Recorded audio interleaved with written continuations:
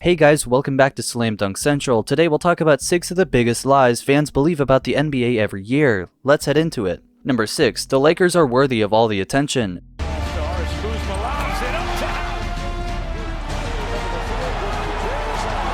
The Lakers are one of the most fun franchises to cover because their fans are as rabid about basketball games, all of them, as college football fans are about their alma mater. For years, with Jerry Buss as the owner, that love affair was rewarded. Buss employed Jerry West, one of the best general managers of all time, and empowered West and his people to put the best team he could on the court. The logo being smarter than just about everyone else helped, but Jerry Buss and Jerry West aren't walking through that door. This team is poised to be mediocre if it overachieves. Yet the Lakers will consume inordinate amounts of oxygen in the media world. That's a reflection of the fans of a franchise that's been steeped in excellence. It's certainly not reflective of a team that hopes to have the same amount of wins as Milwaukee, who you'll hear next to nothing about, and a franchise that has made way more than a few questionable decisions lately. Number 5, with Derrick Rose back, the Bills will win a championship. It's our forward drive.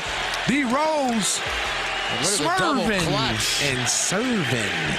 Derrick Rose is back, but we don't know in what capacity, and we don't know if he's prepared to play the type of minutes that Coach Tom Thibodeau usually plays his starters. After seeing Robert Griffin III play his year coming off his injury, every single writer who questioned Rose last year owes a kid the beer. It's hard not to root for Rose, and if he's humble MVP, then Chicago should be a lot of fun, provided Thibodeau uses an improved bench. Some deemed the Chicago training staff the best in the NBA last season because of the starters played so many minutes, which many quietly blame as the primary reason the team was so banged up towards the end of the 2012-2013 season. But the Bulls, even if healthy, don't fit the prototype that caused the Heat so much trouble last year. The Bulls under Thibodeau played great defense, but they don't have an inside player to dominate the paint in the way the Pacers did. The Bulls' strength is at guard and going to handle the lane, which the Heat can handle. Midway through the season, Chicago should be a very trendy pick to win the whole thing. Sell that stock short, provided LeBron James and the Heat are healthy. Number 4, Kevin Durant can win a championship without a healthy Russell Westbrook. Aggressive.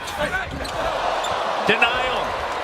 The other way, Durant. Durant is such a great player, as we saw during last year's playoffs that the Thunder will win games without Westbrook. But Durant needs a Robin to his Batman in order to bring home a ring, and Westbrook is that guy if he's healthy and mentally prepared. But coming off his second knee injury this offseason, which will keep him out off at least the first month of the season, there is no reason to believe that he'll be back in his all-star form the moment that he takes the court. That's a huge loss for the Thunder, because in the West, Durant will have to deal with the Rockets team that is ready to win big, a cryogenically frozen Spurs team that just keeps winning, a still dangerous Memphis squad, and an up-and-coming Warriors group. A Thunder team at full strength would face an uphill battle in the West, but without Westbrook in top form, they hit a ceiling in the second round. Number 3, Brad Stevens and Rajon Rondo are best buddies, so the Celtics will be good this year.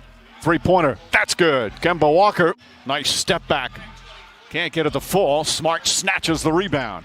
Stevens, who is probably a Jedi Knight, shook up the basketball world by heading off to a Boston team that looks to be terrible this year. This week, we got news Rajon Rondo feels that Steven is his best friend. First off, well done, Brad Stevens. Secondly, Rondo's comments are more likely a slap at Doc Rivers than an honest profession of friendship with Stevens. That said, a point guard who likes his coach is a very good thing. But if the Celtics are as dreadful as many predict, and provided Rondo doesn't get traded, he may hate his coach as much as this year as he apparently did the past few. It's very rare that your boss is your friend, particularly when your business isn't doing well. This team is competing for good draft picks. If Vegas is putting odds on a public meltdown here, put a few bucks on it. Number 2, that regular season win over the Heat matters.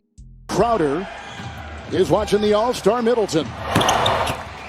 Good stroke.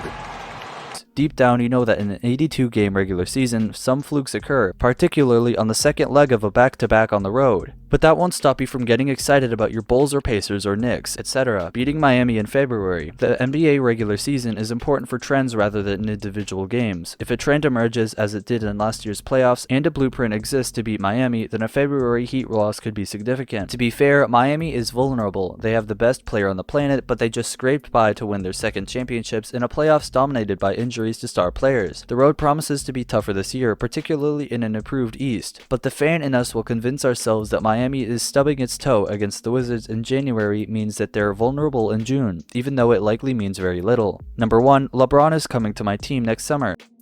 To the Eastern Conference Finals as LeBron James gets our scoring started tonight. No.